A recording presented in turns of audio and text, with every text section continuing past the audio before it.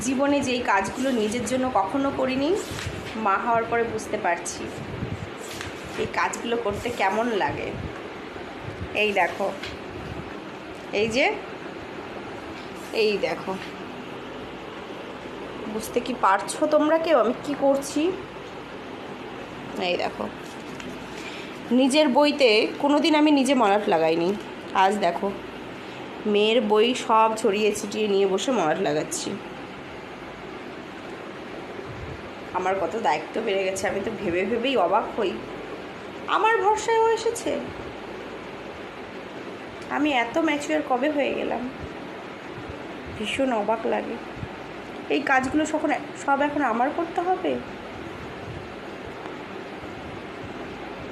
দেখো আমি বলছি আর শুনছে বসে বসে। দেখো আমি এই ছড়াটা বলছিলাম, দেখেছো?